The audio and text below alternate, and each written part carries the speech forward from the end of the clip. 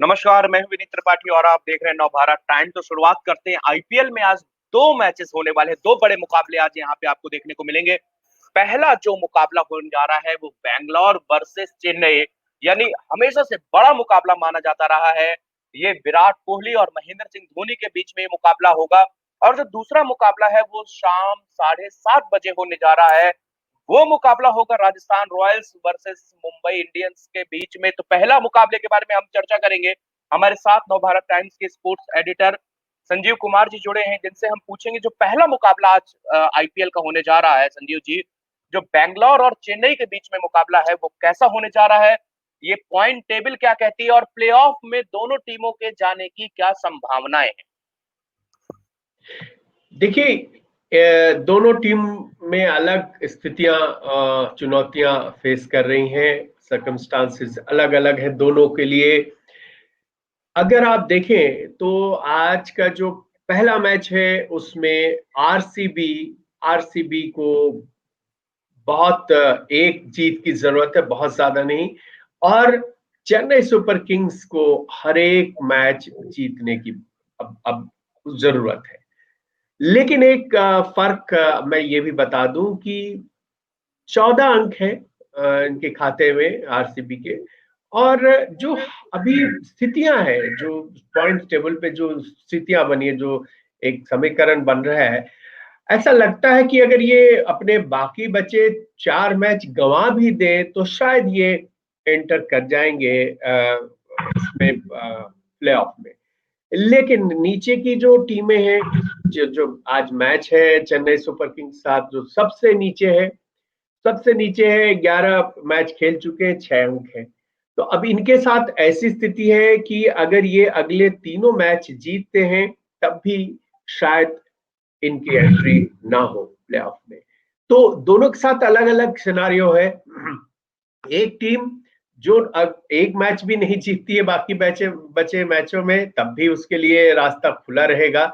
और दूसरी टीम जब तीनों मैच जीत जाएगी, आगे आगे बचे जो तीनों मैच हैं, तब भी उसके लिए प्लेऑफ की जगह पक्की होगी कि नहीं, ये नहीं कहा जा सकता। इस लिहाज से अगर देखें तो ये मुकाबला इस तरह का है कि एक टीम बिल्कुल सुरक्षित है और दूसरी टीम उस बहाने पर खड़ी है जहां पर उसे हर मैच जीतना भी है। मतलब आपको जितने चैलेंजेस हैं और जितनी बाधाएं हैं उसको पार भी करनी है। और उसके अलावा आप इस बात को लेकर भी सर्टेन नहीं है कि इतने चैलेंजेस फेस करने के बाद, इतनी बाधाएं पार करने के बाद भी आप आगे बढ़ेंगे। तो ये सिनारियो है आज के मैच का।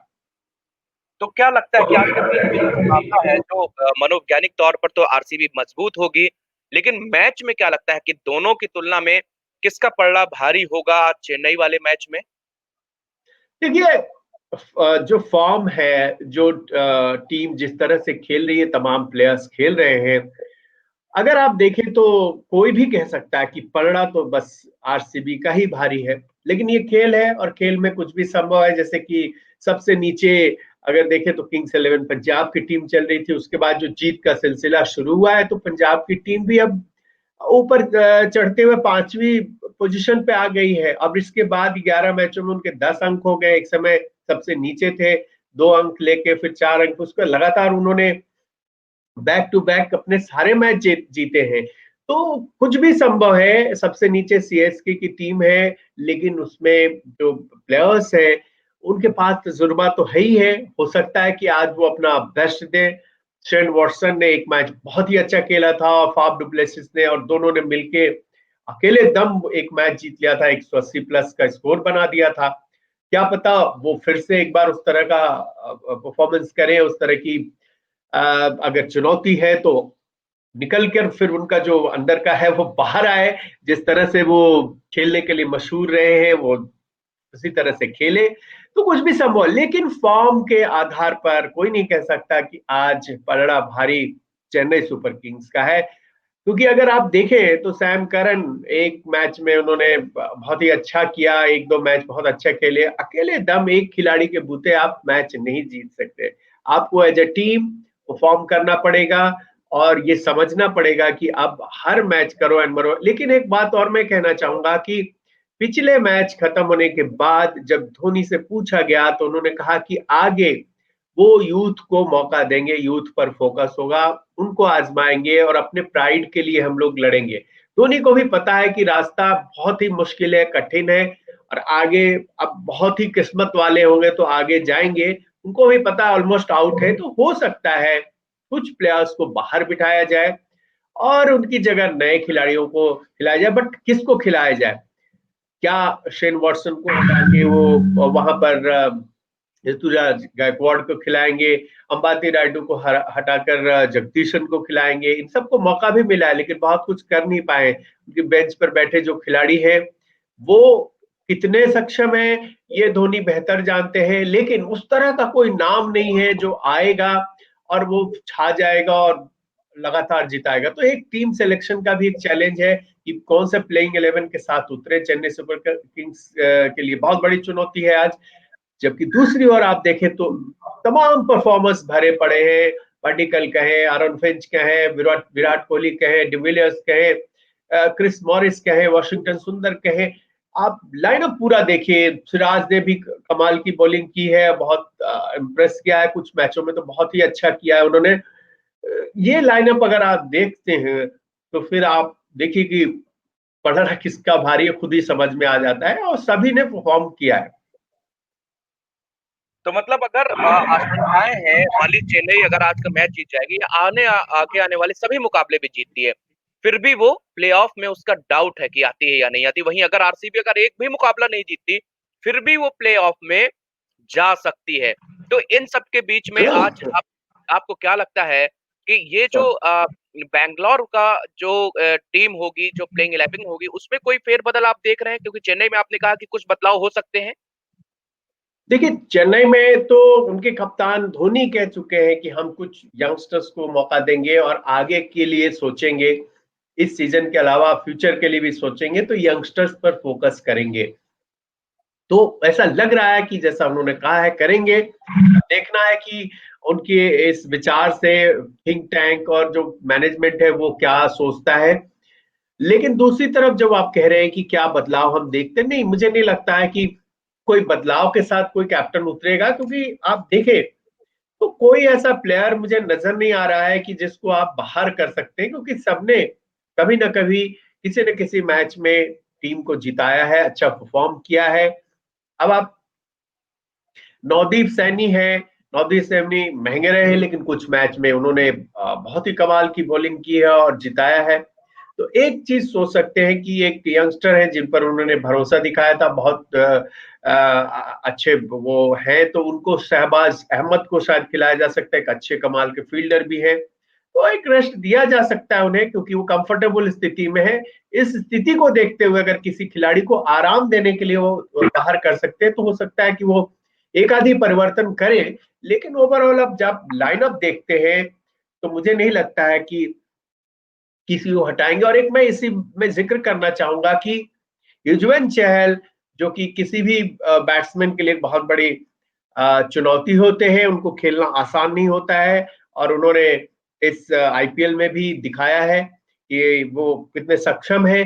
तो युजवेंद्र चहल अगर आप देखें और धोनी देखें, धोनी के अगर उनके रिकॉर्ड को देखें तो इकलौते ऐसे बैट्समैन धोनी दिखते हैं जिन्होंने डोमिनेट किया है। युजवेंद्र चहल के खिलाफ 150 के आसपास स्ट्राइक रेट से उनका स्कोर है और हमेशा वो हावी रहे हैं। तो क्या युजवेंद्र चहल और धोनी का जो वो एक कहे तो कॉन्टेस्ट देखने को मिलेगा? क्या युजवेंद्र चहल को रेस्ट दे दिया जाएगा? क्या वो खेलेंगे? ये सब सवाल जरूर है। बट बिल्कुल मुझे लग रहा है कि जो प्लेइंग 11 वो खिलाते आए हैं और जो टीम जीत के उनको मैच देती रही है, उनको शायद वो बाहर ना करें किसी खिलाड़ी को, अनटिल अनलेस किसी को आराम देना चाह रहे हो या कोई चोटिल हो। संजय जी, दूसरा मुकाबला जो शाम को 7:30 बजे शुरू होने वाला है वो राजस्थान बनाम मुंबई के बीच में। इस मैच को आप किस तरह देख रहे हैं? राजस्थान रॉयल्स क्या प्लेऑफ में पहुंच रही? क्योंकि मुंबई इंडियंस पहले से नंबर 1 है और लगभग लगभग प्लेऑफ के लिए वो क्वालिफाई कर चुके हैं। तो क्या लगता है कि आपको कि आज का ये दूसरा वाला मुकाबला किस किस नजरिए से देख रहे हैं आप? देखिए, ठीक उसी तरह का है जैसा ये पहला मुकाबला है आज का, क्योंकि देखिए मुंबई इंडियंस के भी 14 अंक है। जो शुरू की जो 3 टीमें हैं मुंबई, दिल्ली और बैंगलोर, इन सबके 14-14 अंक हैं तीनों टीमों के। और एक मैच ज्यादा दिल्ली कैपिटल्स ने खेला है, 11 मैच उनके हो गए हैं। बाकी मुंबई और आरसीबी ने 10-10 मैच खेले, तो इनके भी 14 अंक है। शुरू की जो 3 टीमें हैं वो सेफ है एक तरह से, और वो रिस्क ले सकती हैं, अपनी प्लेइंग 11 में बदलाव कर सकती हैं, कुछ प्रयोग कर सकती हैं, टॉस जीत के चेज कर सकती हैं, जबकि बैटिंग करना पहला अच्छा रह रहा है, तो ये सब कर सकती हैं, वो अफोर्ड कर सकती हैं। मुंबई इंडियंस की टीम टॉप पर है, +1 उनका 1.4 उनका वो है नेट रन रेट है, तो उनके लिए कोई चैलेंज की बात नहीं है। ठीक उसी तरह जैसे आरसीबी और उस मैच की हम बात कर रहे हैं सीएसके के, इसी तरह आज ये भी मैच है, क्योंकि 7वें और 8वें पायदान की जो 2 टीमें हैं वो आज ऊपर जो 2 टीमें हैं उनसे भिड़ रही हैं।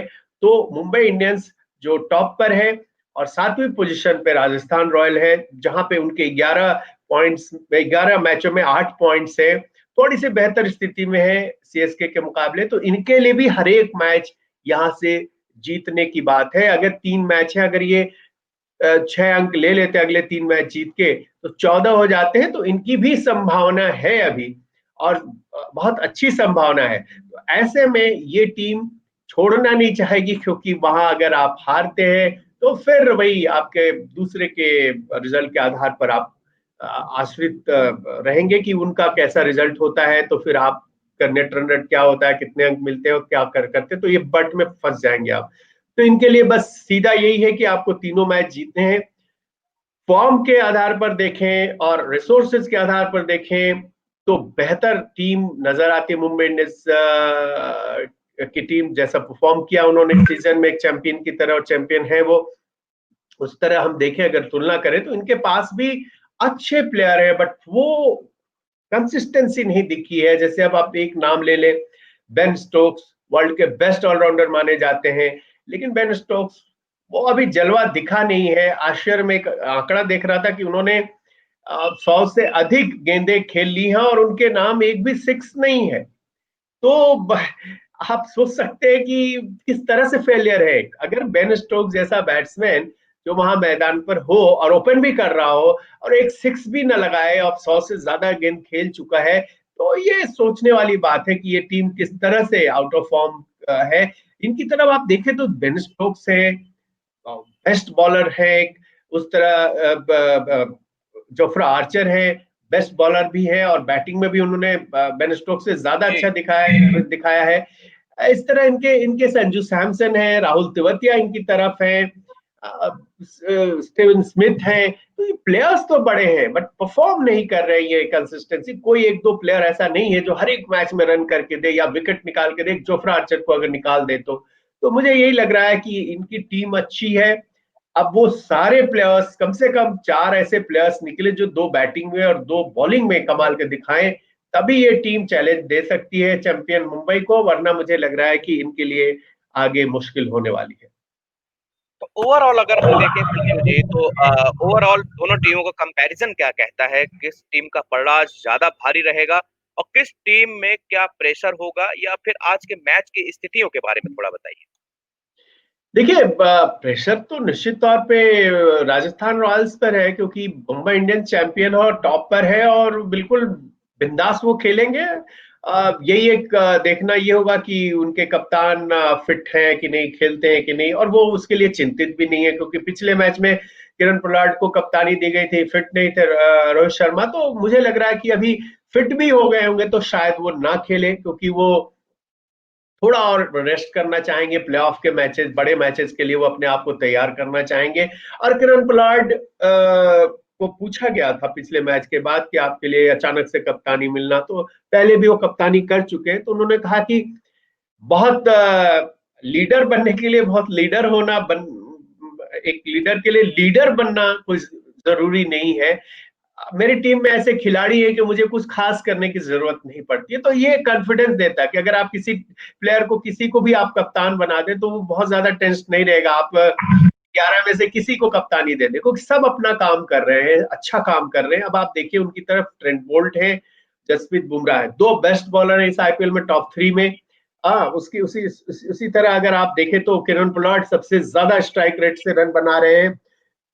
आखिर के जो 4 ओवर है, अगर आप उसमें देखें तो 20 के एवरेज से रन बनाने वाले प्रति ओवर के हिसाब से ये खिलाड़ी आपके पास है। क्विंटन डिकॉक लगातार रन कर रहे हैं। ईशान किशन ने फिर से एक बार जलवा दिखाया पीछे पिछले मैच में। सूर्य कुमार यादव ने भी कमाल की पारियां खेली हैं। और आपके पास राहुल चहर है, एक यंगस्टर बहुत अच्छी बॉलिंग कर रहा है।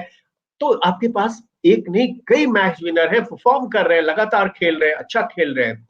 और दूसरी तरफ आपके पास भी अच्छी लाइनअप है, लेकिन वो अब संजू सैमसन से हम 2 मैचों के बाद उम्मीद कर रहे हैं कि फिर से एक हाफ सेंचुरी बनाए, फिर से एक सनसनीखेज पारी खेले। वो नहीं हो पा रहा है। बेन स्टोक्स नहीं चल पा रहे हैं। एक जोफ्रा आर्चर है, उनको दूसरी तरफ से साथ नहीं मिल रहा है। कार्तिक त्यागी इंप्रेस तो जरूर करते हैं, बट बाद में बहुत रन दे देते हैं। तो ऐसा एक पार्टनर नहीं मिलेगा। एक बॉलर एक तरफ से प्रेशर बना रहा है, दूसरी तरफ से आपके रन लीक हो रहे हैं। तो ये एक समस्या है। तो अगर हम कंपेयर कर रहे हैं तो बहुत बहुत आगे है मुंबई इंडियंस की टीम। बट फिर खेल में तो करिश्मा होता है, खासतौर पे T20 और खासतौर पे आईपीएल में तमाम उतार चढ़ाव होता ही रहता है। जैसे हमने देखा बीती रात सनराइजर्स हैदराबाद ने जिस तरह से पहले रोक दिया किंग्स 11 को बहुत कम स्कोर पर, और बहुत अच्छी शुरुआत की। 5-6 ओवर में वो बहुत 60 के करीब थे वो, और बाद में वो मैच हार गए। तो ये भी संभव है। तो कुछ भी हो सकता है। बट अभी की स्थिति में परफॉर्मेंस को देखते हुए, फॉर्म को देखते हुए, मैं कहूंगा मुंबई इंडियंस टीम बहुत फार फार अहेड है। और उसको हराने के लिए एकजुट होकर बढ़िया प्रयास करना पड़ेगा। तभी राजस्थान रॉयल्स की टीम ये मैच जीत सकती है और आगे बढ़ सकती जी, बहुत-बहुत शुक्रिया संजीव जी हमारे साथ बातचीत करने के लिए। तो संजीव कुमार जी ने बताया कि किस तरह कौन-सी टीम आज जो 2 मुकाबले होने जा रहे हैं, वो कौन-सी टीम है जो आज मजबूत स्थिति में है। तो दोनों तरफ एक जैसी स्थिति बनी हुई है। एक तरफ मुंबई सेफ है, तो दूसरी तरफ बैंगलोर सेफ है। मतलब दोनों की तरफ में जो दूसरी टीमें हैं, उनको जद्दोजहद करनी है प्लेऑफ में जाने के लिए। तो मुकाबला कांटे का है। पहला मुकाबला 3:30 बजे से होगा, वो होगा बैंगलोर वर्सेस चेन्नई के बीच में। और दूसरा जो मुकाबला है वो राजस्थान और मुंबई के बीच में होगा। तो ये मुकाबले 1:30 पहला मुकाबला 3:30 बजे और दूसरा मुकाबला शाम 7:30 बजे होगा।